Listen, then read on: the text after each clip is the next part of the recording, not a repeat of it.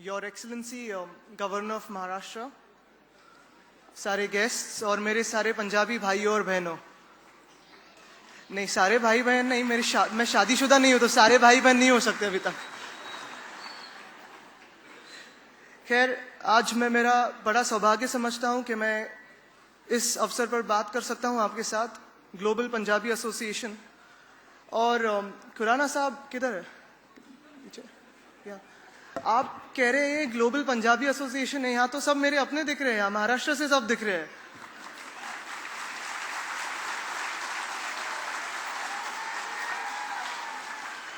जैसे ही आया मैं तो जय महाराष्ट्र कह दिया किसी ने मुझे, कोई यहाँ मेरे शाखा प्रमुख का भाई है, ये तो चलते रहता है। और जैसे मैंने पहले भी आपसे कहा कि जब मैं नांदेड़ जाता हूँ तब वहाँ की गुरुद्वारा हाजुर वहीं जाता हूँ, तख्त हजीर साहिब वहाँ जाता हूँ, और सब जो अपने हैं वो मुझसे मिलते रहते हैं। तो मुझे नहीं लगता कि यहाँ मैं कुछ अलग समझ रहा हूँ खुद को, मैं अपना सब आपको अपना मान रहा हूँ।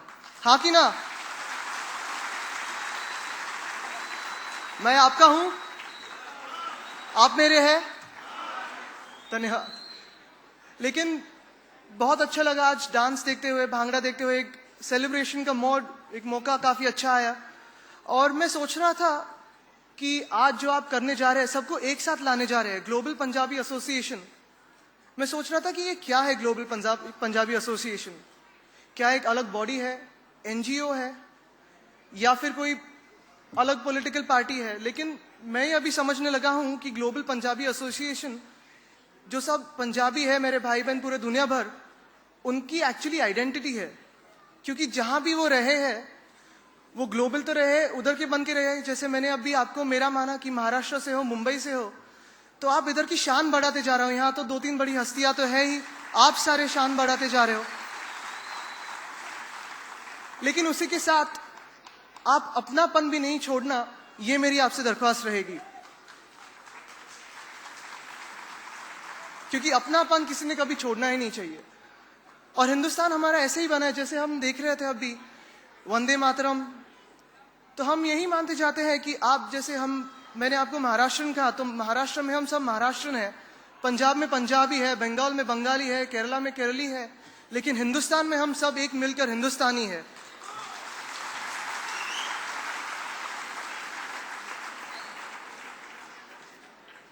गवर्नर साहब, won't take much of your time, लेकिन मैं सिर्फ 1-2 किस्से आपको सुनाना चाहता हूं मेरे खुद के।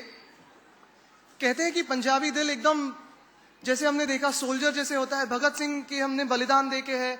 आज भी अगर आर्मी में देखे जाए तो सबसे बड़ा है कि पंजाबियों का भी बलिदान है उसमें, आर्म फोर्सेस में।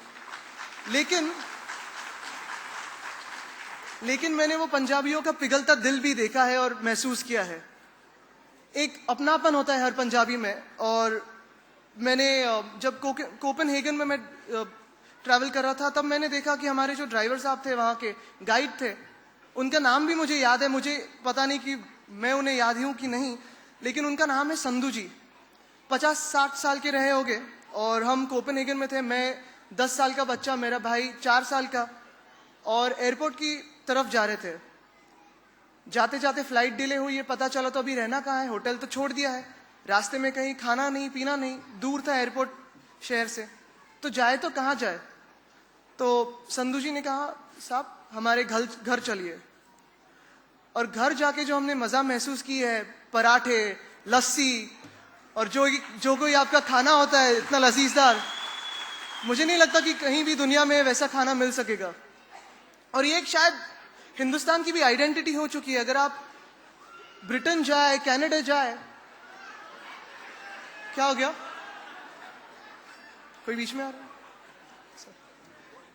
हिंदुस्तान से जाए तो यूके जाए, कनाडा जाए, तो इंडी पॉप म्यूजिक अगर आप सुने तो सब भंगड़ा होता है, आपका पंजाबी म्यूजिक होता है। मुझे लगता है कि आप हिंदुस्तान की दुनिया भर में शान बढ़ा रहे हैं।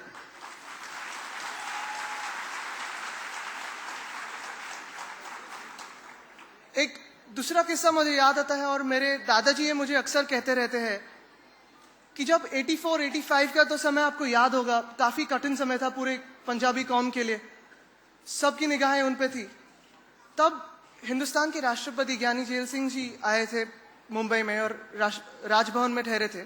उन्होंने दादाजी को बुला लिया मेरे पिताजी भी उनके साथ चले गए राजभवन में राष्ट्रपति से मिलने। तब उन्होंने मेरे दादाजी बाला साहेब ठाकरे उनसे कहा कि बाला साहेब धन्यवाद जीएल साहब ने। तो मेरे दादाजी ने कहा क्यों धन्यवाद क्यों? तो उन्होंने कहा नहीं, 84-85 जो समय रहा है वो हमारे कौम के लिए तकलीफ का रहा है, और आप इधर उनके प्रोटेक्शन जैसे रहे हो, कवच जैसे रहे हो, इसलिए मैं आपका खास धन्यवाद कहने आया हूं। कि उस समय जब पूरे देश में एक लहर चल रही थी, उसके खिलाफ अब खड़ा रहकर सिखों का प्रोटेक्शन जिसने किया होगा तो वो शिवसेना ने किया है महाराष्ट्र में। ये मुझे गर्व की बात है। अभी मैं ज्यादा कुछ नहीं कहूंगा, लेकिन खुराना साहब यहाँ बैठे हैं और उनसे मैंने एक वचन लिया, एक प्रॉमिस लिया है। खुराना साहब आप वापस सोच लीजिए, क्योंकि मैं प्रॉमिस करते उनको छोड़ता नहीं हूं। मेरे कभी कभी युवा सैनिक मुझसे खुद प्रॉमिस लेते नहीं है, क्योंकि मैं पीछे लगता हूं अगर प्रॉमिस दिया तो। तैयार है आप? इन्होंने मुझे प्रॉमिस दिया है कि आगे की जो सेवा है, समाज सेवा है, सोशल सर्विस है, उनमें हम साथ साथ काम करेंगे, ये मेरी आशा है।